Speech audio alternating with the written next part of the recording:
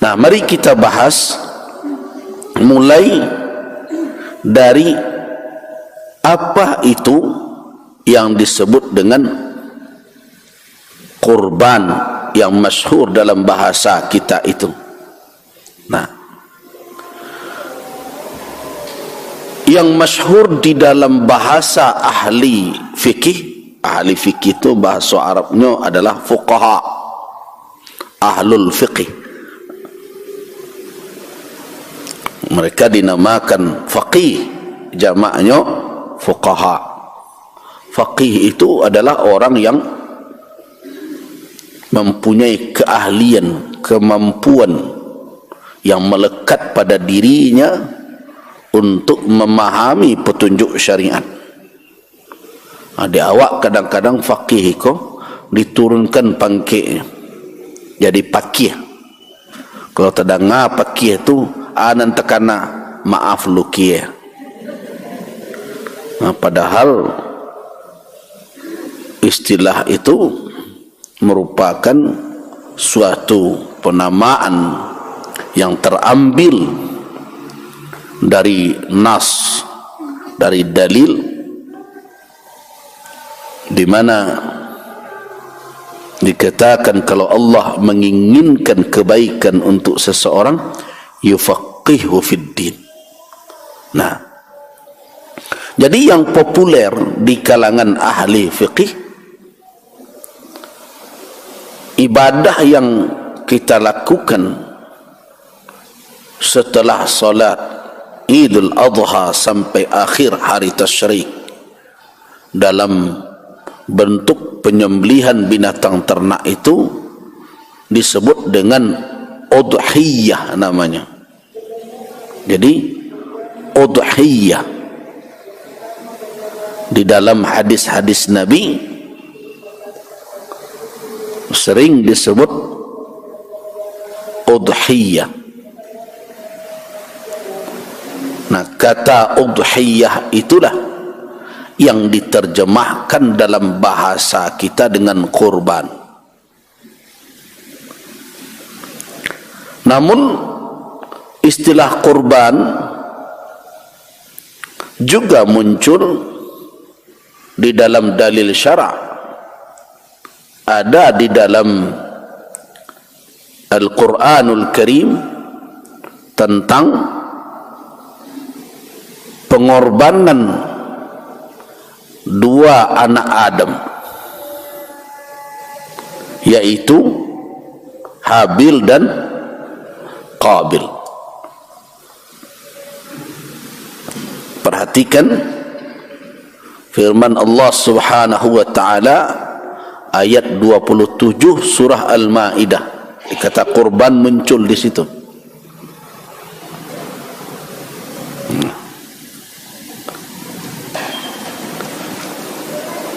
Watlu alaihim naba abnai Adam bil haqq idh qarraba qurbanan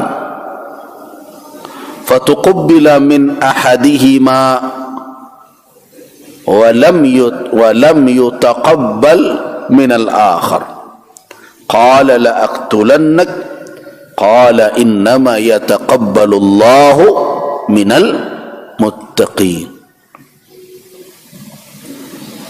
Ceritakanlah kepada mereka, wahai Muhammad, kisah dua putra Nabi Adam menurut yang sebenarnya. Tak kala keduanya qarraba, mendekatkan diri kepada Allah, kurbanan dengan pengorbanan.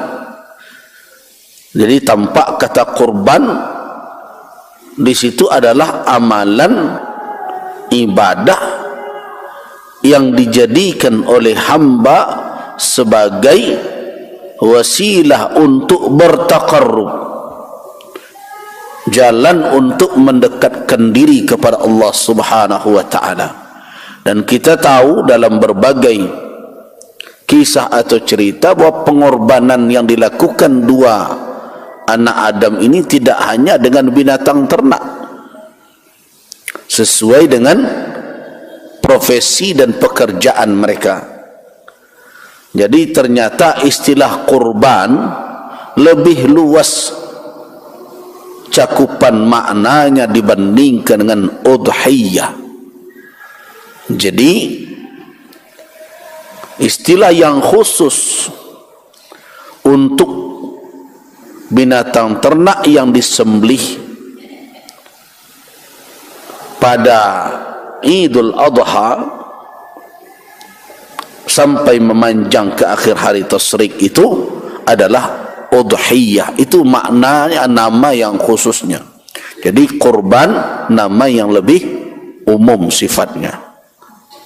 Orang bisa berkurban dengan menyerahkan berbagai macam, tetapi untuk udhiyah, nama istilah udhiyah itulah yang khusus dipakaikan untuk penyembelihan binatang ternak. Karena itulah makanya udhiyah itu yang dipakai oleh para ulama dalam berbagai kitab fiqih, itu yang populer.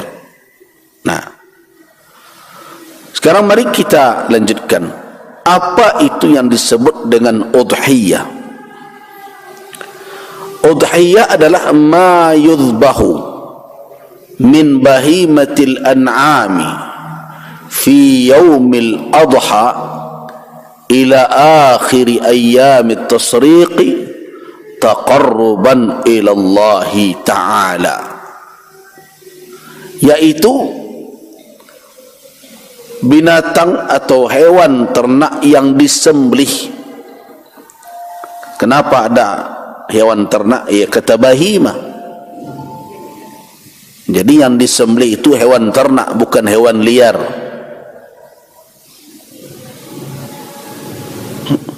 Saya mau berkorban dengan seekor kijang. Kijang bukan bahimah. Ada yang mau berkorban supaya lebih ganas kedengarannya, berkorban seekor harimau. Harimau tidak bahimah. Nah, jadi yang disuruh korbankan itu adalah bahimatul an'am. Nah, itu yang tersebut di dalam Al-Quranul Karim yang ditundukkan oleh Allah Subhanahu wa ta'ala, bahimatul an'am. Ya. Perhatikan firman Allah Subhanahu wa ta'ala dalam surat Al-Hajj ayat 28. Kenapa hanya binatang ternak, tidak binatang lain? Nah, nanti di antara binatang ternak itu ada pula yang khusus lagi. Tidak seluruh binatang ternak pula.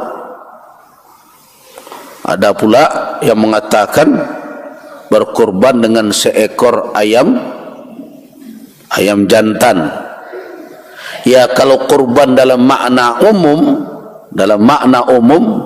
orang bersedekah dengan itu, ya, mendekatkan diri kepada Allah dengannya, tapi bukan dalam pengertian udhiyah. Kapan saja, mau Idul Adha, mau hari tasyrik, mau di bulan lain, orang mau bertaqarrub kepada Allah dengan menyembelih apa ayamkah, induk ayamkah, terserahlah, kemudian dia sedekahkan. Ya, secara umum bisa dinamakan kurban untuk bertaqarrub, mendekatkan diri kepada Allah, tapi bukan dalam pengertian udhiyah. Nah, jadi bahimatul an'am. Perhatikan firman Allah Subhanahu wa ta'ala ayat 28 surat Al-Hajj, liyashhadu manafi'a lahum wa yadhkuru ismallahi fi ayyamin ma'lumat ala ma razaqahum min bahimatil an'am. Perhatikan, fakulu minha wa at'imul ba'isal faqir. Nah, perhatikan ada kalimat di situ, min bahimatil an'am, yaitu binatang ternak.